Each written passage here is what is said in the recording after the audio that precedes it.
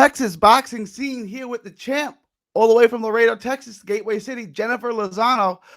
I, you got too many accolades to even mention. I wouldn't do it justice. It's great to have you on. Congratulations on all your accomplishments. How's it going? How's it feel to be back in Laredo? I know you got like a kind of a hero's welcome. What's that like to be back in Laredo and back where it all started? So it feels really good to be back. I miss my family so much. It's been so like I swear to you, I don't even know how many months it's been since I've been back. I just really miss being back at home, relaxing at my own home. But definitely what happened at Worlds did affect me. So I was kind of on both sides. Like I wasn't too happy. So I kind of did step on the gas as soon as I did come back. I was straight back in the gym. I kept repeating that fight on my head, what had happened, behind the scenes, behind what like most people like didn't see and stuff. Um and you know, like I always say, it was a tough pill to swallow. I didn't want to get those results at all. Um but definitely it was a good experience. And coming back home later on, weeks into coming back home, I realized, you know what, let me cherish these moments right now, my family. Like I'm always gonna be traveling and stuff. So um I took like about a week off from the gym to just really be with my family. And ever since I've been back at it. No time off. You've had a whirlwind of success. Just real briefly, just kind of run down so the audience knows. Just run down some of your accolades and some of the tournaments and things that you've won. So this year I've won um continental championships that took place in Guayaquil, Ecuador. I fought 3 times. I fought Colombia, Ecuador, and Argentina for the finals. And then after that, we came home, I think, for like about 6 days. And then we went straight back into camp for World Championships. And we were training in Colorado for a few weeks. And from there, we left to Italy for about 2 weeks. And then after that, we went straight to Turkey for another 2 weeks for World Championships. Now, I know when you like you said, you've been to Ecuador, you've been to Turkey, you've been to Italy, you've been all over the world. Do you get to enjoy that? Do you get to take it all in, or is it just you're too busy and too focused on boxing to really appreciate everything that's going on, like and how far this has taken you? Do you get to enjoy being traveling, or is it just focused in the gym? So honestly, I guess we can go back to Ecuador. The moment we started training, even at the Olympic Training Center, and getting the go-to that I was gonna compete, that was my green light. That was such a rush down my spine, down my body. I was so ready. I got myself ready, and at first I couldn't believe it because I guess it hadn't hit me yet. So finally, we show up to Ecuador. We sign in, we get our badges, our ID credentials. That's when I'm like, oh my god, I'm here.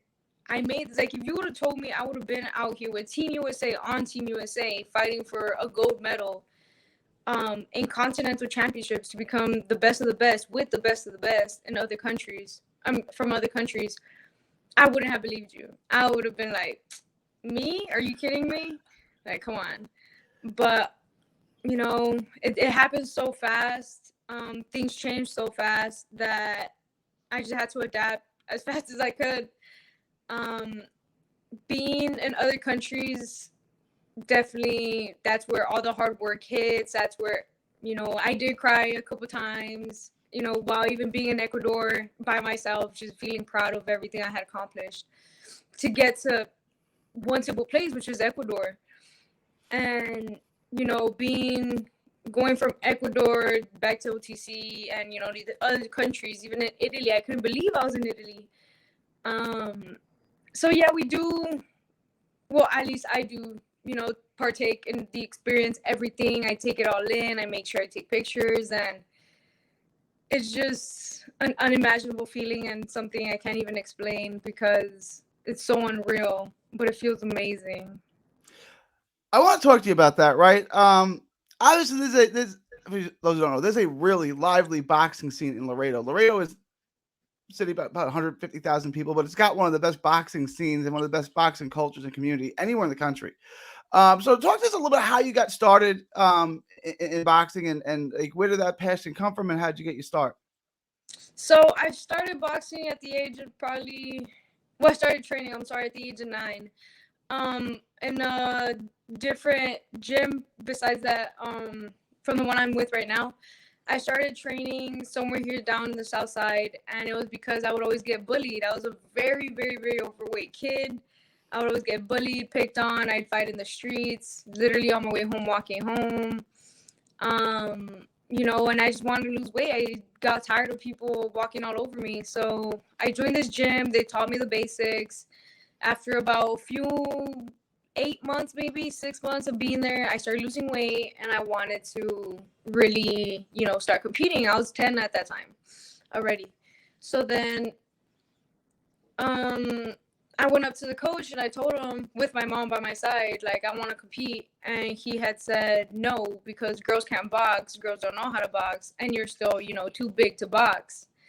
So I was like, dang, like, okay, just like that. And, it was at the time where female boxing was, like, nowhere near as great as it is right now. So I didn't understand it. I was just a kid at the time.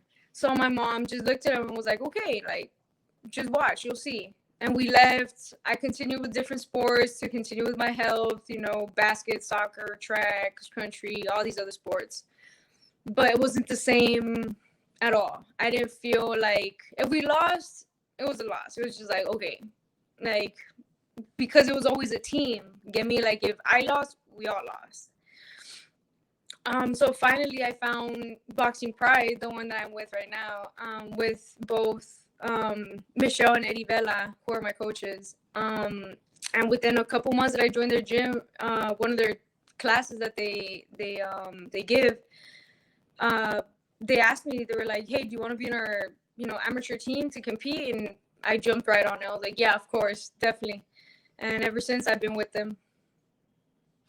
It's been obviously a success story. Laredo's got, like I said, it's got a great boxing community. Put really on the map by the Canizales brothers, 2 world champions from Laredo. It's got a ton of good fighters. Right now, the Ramos brothers, Nick Molina. There's just a ton of Jorge Castaneda, who was just he was pulled a couple upsets, one of the breakthrough fighters of 2021. What's going on in Laredo all of a sudden that all of these good fighters, all around the same age, within a couple of years of each other, all coming out of the woodworks all at the same time? Like, what's going on in Laredo right now? So I feel like it's mostly me and George that are really making that big time difference, especially because we are standing out and we are, pushing to go places. George is someone who works super hard. I've seen him train at least twice because we don't train at the same gym. But whenever I do go to his gym, or whenever I used to, he was such a hard worker, straight up, just in there, focused, not listening to anybody, not talking to anybody, and people would look up to that.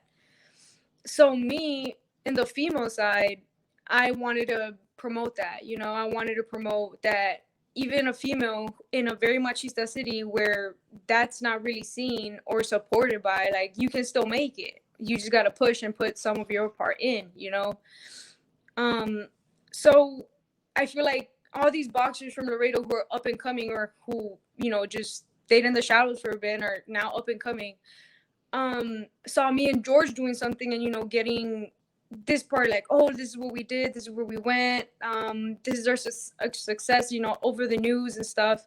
That pushed them and made them think to themselves, like, hey, I can actually do that, because I won't lie to you, Laredo has its perks, like, the more successful you are, the more people will look up to you and this and that, but it's like the moment you lose, it's like nothing, so Yeah. it's like you just have to be strong mentally, emotionally, and you just gotta stay on that path. You can't get blinded by, like, who supports you, who doesn't. You just gotta tell yourself, like, I'm going for one thing only, that's for me, but it's also, I know who's gonna follow me, those boxers. And so I feel like, yeah, they see us and they're like, okay, we can do it. So, now we're pushing them to come back up into the big stage and show their skills, show what they've been working for years, and displaying it in a big stage. So obviously you've become a superstar, right? Your name kind of synonymous with Laredo, the same way that the Figueroa brothers are synonymous with Westlaco, right? Like you say Laredo, kind of you and Jorge Castaneda, as well as the Canizales brothers, of course. Well, those are kind of the names that come to mind. Mm-hmm. When did you realize like you're special? Like you're not just pretty good at this. Like you're the best right now. You're the best in your weight class in this hemisphere, right? And 2 years from now, you'll win the gold in the Olympics. You'll be the best in the world. But you just won, a Continental America tournament. I mean, you're the best fighter in this hemisphere. Like, when does that sink in? Like, well, I'm not just good. Like, I'm better than everyone else. Like, when does that really start to like sink in?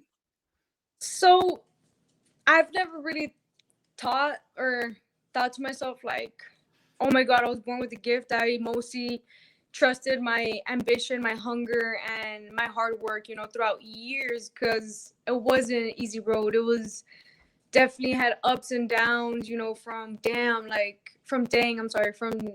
dang, is this really what I want to do? Is this really what I want to pursue? Like, why am I going through this?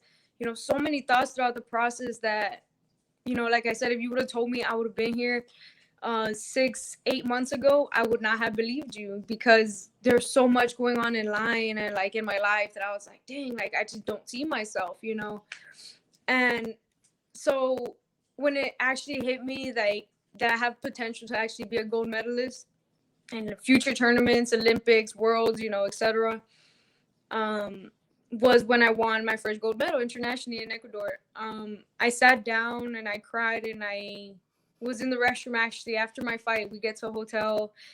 Me and my roommate were celebrating. Other friends coming in our room, and we're all celebrating. Oh my god! So I get in the restroom, and I'm washing my face or like my hands, and as I look up, I look at myself and I see that gold medal around my neck, and I just burst into tears and I start crying. And I was just talking to my grandma up in heaven. I was talking to God. I was talking to every single person that came up into my mind, just right there, mentally.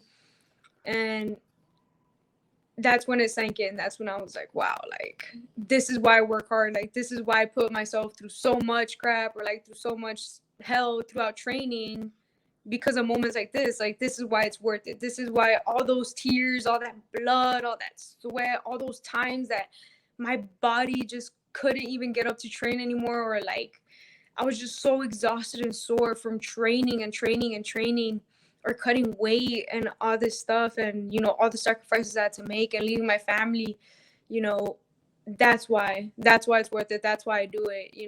And it feels amazing. I was at Nationals back in December in Shreveport, and I got to watch you perform, in person, and that was like I think the first time. And just being that you and Rashida Ellis, I would say it's not just the two best, like regardless, male or female, like you were like two of the best fighters there. Period. Like you dominated everything. Like you dominated the tournament. I mean, there was a lot of good fighters, but like watching you and Rashida Ellis, it was just another level. It's like they're not even close. Like these fights aren't even competitive. Like and that's kind of what I meant, right? Like I mean, obviously you go internationally and there's good fighters all over the place, but like you're as good as anyone in the world at your weight class. I mean, does that like sink in? Like like wow, like Yeah. So the world rankings came out. What are we? Sometime last week, and I had found out because I was searching my name, whatever, and all of a sudden I see the world rankings. I'm like, what the heck? And they were updated. So I click them and I check to see if they're accurate. So I look for the gold medalist that won in Worlds, and she's ranked number 1. So I'm like, oh my god, where am I? So I start looking, and I'm currently ranked number 8, and I'm the first one in the US, because it is a different weight class in the Olympics, so it's 50 kg. And I was like, what? Number 8? Are you kidding me? Like 8? This is my first time, and I'm already 8. I'm 19. I'm the youngest in my world bracket. Oh my god, like I'm number 8. It was crazy. I cried right there. It was like 1 a.m. that I was looking at that, and I was crying. I showed my coaches, and we all cried together. We were all like very happy, and we just talked and we told each other like this is what it's for. This is why we work the way we work. This is why we train the way we train. This is why we do what we do. The sacrifices we make. This is why. And seeing that made me feel like, wow, like I can be number one. And I am gonna be number one. So it's just also about how you want to take it, mentality, like mental wise. And honestly, like putting my faith and my hope all in God's hands has also helped throughout this entire journey as well. What does that mean to you, right? Because for me, like there are certain things that I know that I can't handle, but when I know, like God will carry that cross for me and carry me along with me, I know I'm going to be okay, right? I have a saying: God hasn't carried me this far to let me down now. So we like, what does that mean for you? Knowing that God's got you. You're gonna get through this. You've been through worse things in life, right? This is just a fight, right? Life's a fight. What does it mean to, have that relationship with God for you and to know that He's gonna get you across wherever you need to go? Oh man, having God on my side is everything to me. I'm not someone who will post like um how do you say sayings about religious stuff or anything, because to me it's not something you show off. To me it's just like, if you believe in that, okay, then show it, within your actions. Don't be posting about it or social media wise. I'm very discreet, very humble in a way that I just won't show it. I'm gonna let God, who sees me work, help me out in this fight. And I always pray every time, before and after. I always pray. I either say, thank you for protecting me, God protects me. And, I talk to my grandma one more time, telling her, you know how hard I've worked, let's get it. And this one's for you, and that's it. And the bell rings and we go. Um, but it does mean a lot to, have God by my side, because I have that faith, when something's not going right, or, let's say sparrings, I'm not performing the way you should perform, and I get irritated, I get too much in my head or something, I turn back to God. I'm like, okay, hang on, relax, breathe. God has me. God's doing this for a reason. Maybe the girls who I'm about to compete in this tournament are gonna fight like this. So I need to get used to this fighting style or whatever, Or, the girls I'm fighting are not gonna be at this level. So this is only gonna make me better. So I just Right. find the most positive things out of the worst outcomes as much as I can with God's side. Obviously, there's been a ton of success. I want to rewind just a little bit, take a step back. The accolades and the achievements are all plentiful now, but it wasn't always a success story. 2019 uh, semifinals in the Nationals. Alyssa Mendoza from Idaho. Talk us through where you are at that time and what happened in that fight and how that changed you. So before that fight, I was really battling, depression, PTSD, and a lot of other like stuff that's going on in my life. Because I had lost my grandma to a Mexican cartel right here from Laredo, Tamaulipas. And it stuck with me. I thought I was okay. I let my emotions, my anger get the best out of me for months. In school, if someone were to look at me wrong, I wasn't scared to, what are you looking at? My friends had to hold me back a couple times, and that wasn't right, because I know who I am at the end of the day. Like, that just wasn't me for a long time. I was failing college classes that I was attending, and, you know, life was really going downhill for me big time. And I still went. Because I was like, this anger is gonna fuel me, like yada yada yada. But there's a difference. I had to learn that there's a difference from using your anger to fuel and using, I guess, worse ways to handle your anger with you, making you tired. Get me? If that makes sense. But that fight, I did use complete anger. I wasn't thinking. I was just wilding, like completely. And it was her jab. It was her jab that made me realize, like, oh my God, I'm in a fight. What did I just do? Like, did I really just spend these whole months just being angry at everybody else except not training? Like, what am I doing here? And I remember, it hurt so bad. I was like, dang. Like it just stung me into like real life, and I realized that even though I had been working out, because I know me and my team, we work very hard, very, very, very, very hard. Um, so it's like if this girl's beating me, this girl must have done something. You know, her training and her preparation was right because I know mine wasn't, but it was like with what I was doing physically. Um, so after the fight, you know, I wasn't even mad. By the third half, by like a minute 30 into the third round, I realized that was like, okay, like this is where like real life is gonna hit. And when they said the decision, I wasn't mad. I wasn't mad like at all. I could feel my grandma's presence finally, you know, like that anger, that sadness finally leaving my body. Like I hugged her and I told her I was proud of her. I continued to follow her journey throughout finals and she won and I was really proud. I texted her and everything and you know, since like in every interview I think that I say, I do see her whenever we're at nationals and I see her, I always hug her and I always thank her and you know, I always talk to her here and there. And How yeah, old were you at that time? Like 17? yeah. That is a lot of wisdom for a 17-year-old to kind of compartmentalize like why this went wrong, right? Like, I was 17, I would just be pissed off that I lost, honestly, right? But you'd be able to break it down like, okay, well, this is why I lost, and this is what I have to do. And what did that change, right? Like, I mean, obviously, it refocused you, and it made you address, a lot of things that were going on outside of boxing. Um, how did you refocus and kind of regain plan after that loss? So after that, COVID hit. So Texas shut down, school shut down. Um, so actually, that loss was only the beginning to my journey to getting better. You know, mentally healthy. Because although I realized it after the fight, what went wrong, why it went that way, that anger was still lingering behind me. By the time I got home, boom, back to reality. You know, same thing back here at home. Everything pretty quiet. You know, so it's just kind of like, dang, I can't find my escape anymore. There's nothing to look forward to because everything's canceled.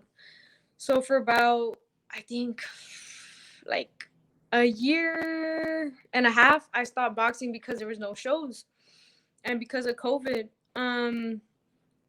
And after that fight, going into virtual learning and stuff, I am the youngest, so I'm always home alone because my mom works and my brother works as well. They come home super late. So being alone at home, virtual learning, I was not virtually learning. You know, I Yeah, didn't care. no, I understand. Um, but besides that, like just being alone, like everything started hitting. I had so many flashbacks about that day, you know, depression, I didn't want to eat or I ate too much, I was stress eating. You know, it just got bad. I was in a very deep hole, you know, I wasn't training, I wasn't running, I had no motivation, I didn't want to do anything, you know, and that's where I did question, you know, my life. I questioned friends, I questioned family, I questioned my career, I questioned every single thing in life. And so, you know, I started seeking help here. So after a few months of going to therapy, whatever, I realized it wasn't for me. You know, I figured, you know, some things did help me, that they gave me some pointers, some tips, some coping mechanisms. But it was like, okay, this isn't really working for me. At some point, I just felt like, okay, you're just asking me the same questions every time I come here. Like, you're not giving me anything to become better. So I decided to stop going and just focus on me, focus on myself, realize how many months I had just wasted, how many days I had just wasted, and reflected on the fight. You know, I was like, okay, the fight. And from the fight, okay, what happened before? Went back all the way to my grandma. And from there, I was like, okay, I know she would not want me to be like this. I know, you know, she raised me as a kid. She wouldn't have wanted me to be like this.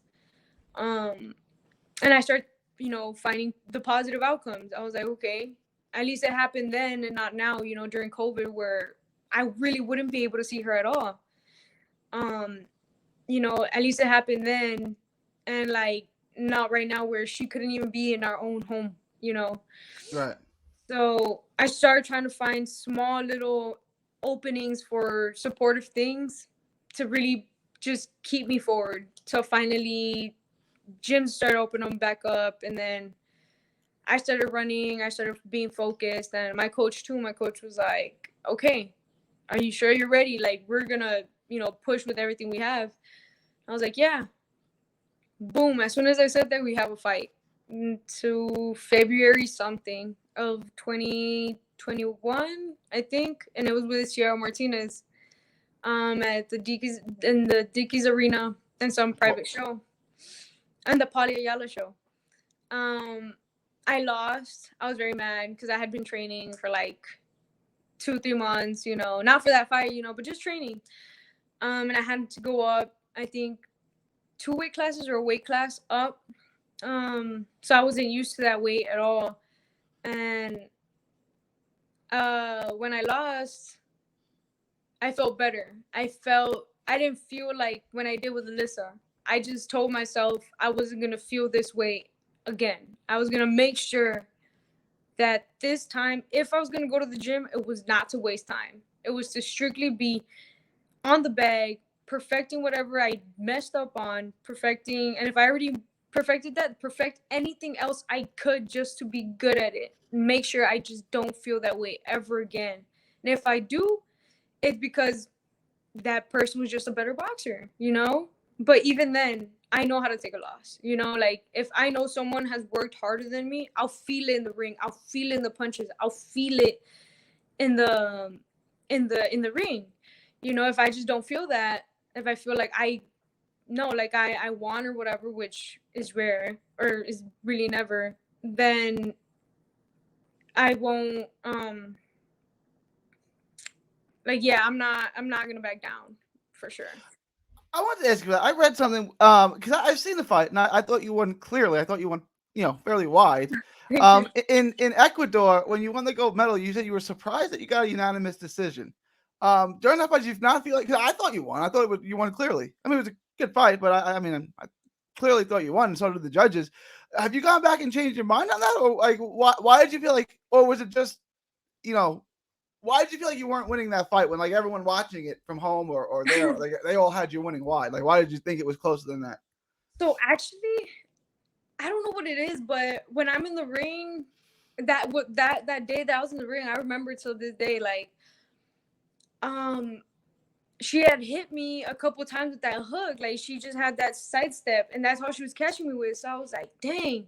And either I mean, even though she was short, a little bit short, she still had like pretty long arms. So I was like, oh man, like okay, like I know what I have to do. So I readjusted my game plan. But I just felt personally like I was getting hit too much. But if I'm being honest, I'm telling you the truth. I have not even watched that fight since. Like I've only relived it, but um I haven't like gone back to actually watch and be like, oh, never mind. Like I did win. Yeah. Yeah, because I haven't had time and I don't even have the video. Do you have So a favorite performance? Do you like a favorite win of your career? Like, yeah, that's me at my best. That's my best work right there. Do you have a particular fight that like in that comes to mind when you say, yeah, that's my best performance? I have two. I have the tournament in Ecuador, and I have that fight against Kayla Gomez for sure. And that's tough. Right, Kayla Gomez from El Paso. Yeah. I mean, in order to be the best fighter, I mean, you guys are in different weight classes now, right? She moved up in a weight class. I think so. Yeah. I mean, in order to be the best fighter in the world, you got to be the best fighter in Texas first. In order to do that, you got to go through Kayla Gomez. So, what's that like to have another one of the premier women's boxings in and around your weight class in the same state as you? So her, I grew up knowing her, just from boxing. Yeah. And I still respect her as a person, as a boxer. She got in the ring with me. She did her work. She displayed her skills and everything. So I do respect her and stuff. Um, and honestly, because she had just come back from Mexico, I think, and won gold. Ah, man, I really thought they were gonna, give it to her, especially because it was split. I was Yeah. like, no way. I was like, you have to be kidding me. But as soon as I started landing punches in the first round, like clear and direct punches, I realized, okay, no, there's no way. Like, I got this. Like, okay, this is where I show off and showcase every part of my skill and every part of my hard work that I've been working for. Like, this is where it pays off. This is where all those days, all those nights pay off. Like, tonight, today, with her. And so, throughout the first round, second round came by, I was landing clear shots. Third round, clear shots again. But still, something in me told me, okay, I can't be too confident. Hang on. Like, because, there's always those judges, those fights where it's like, yeah, no.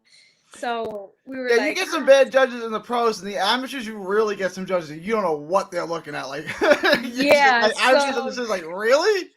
Yeah, exactly. So that's why I had to really make sure my punches landed and were, noticeable. I had to mix in some power there, make her move a bit, to make sure I was being the more aggressive one. Even though I was moving backwards, even though I would move forward, I wanted to show I could fight both back and forward. And so when they raised my hand, oh man, was that such a, like, it was such a adrenaline rush. It was amazing. It was a great win. And I felt great that fight for sure. So I want to take you. Obviously, you win the Continental Americas. You go to Worlds. The goal, and I don't want to put words in your mouth, but obviously, you want to stay in the amateurs till at least the Olympic trials, right, for 2024. What's the goal long term? I mean, do you want to stay as an amateur and become one of the best amateurs? Do you eventually want to turn pro in the not so distant future, or what's your goal? From here, like where do you want to go from here over the next few years?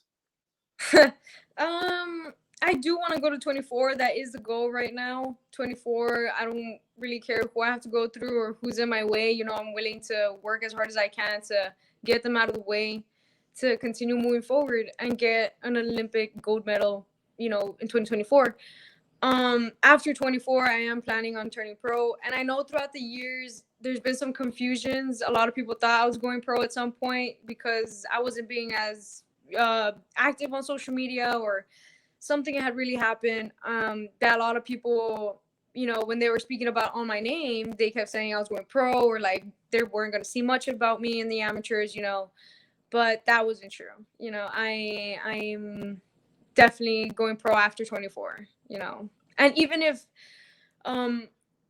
24 doesn't happen, I still have to stay for like about another year to really get in there with the elites, as many more, and just rack up more fights, right before I go to 8-ounce gloves and showcase my skills in front of the entire world in bigger boxing stages. What would it be like to Well, let me ask you, what would be more a world champion, the first women's world champion from Laredo, or to be a gold medalist from Laredo? What would be a better accomplishment? What would you value more? Well, gold medalist comes first. So Right. big time a gold medalist, then a world champion. Jennifer Lozano, this has been incredibly interesting. I appreciate your time. When can we expect to see you back in the ring, and what's your plans for the immediate next couple of months, and when will you be back in the ring? Okay, so back in the ring, I will be back in September 7th through 17 in Pueblo, Colorado. That's it's an international tournament taking place in the US. I'm not sure how many countries are coming in. It won't be as much as Worlds, of course. It's about, could be like 30, 40 maybe countries coming over. Before that, we are going to be in a camp that's a month and a half with other nations that are going to be coming to help us out in sparring and all this stuff. And I take off July 31st, and I can't wait. I'm very ready. Jennifer Lozano, again, thank you for your time. Looking forward to see you compete in that tournament, and as well as push the Olympics. And we will see you in the Olympics. You're the best fighter in this country in your weight class. You're the best fighter in the hemisphere, and soon you'll be the best fighter in this world, in the world, in your weight class. Tell everyone where they can find you on social media. Thank you so much. You can go ahead and find me on Facebook as Jennifer Lozano, or you can go ahead and find me on Instagram as Jennifer Lozano 1124. Is there any sponsors, any shout outs you want to give to anyone? Just to my family. If they ever see this or when I tell them about this, I want to give a shout out to my family, my sister, my dad, my mom, my brother, my friends who later on see this, and all mi gente from Laredo who see this later on. Laredo, one of the best little fight cities in the country. God bless, Jennifer. Thank you for your time and best of luck in your run to the Olympics. Thank you. God bless. God bless. Thank you. Thank you.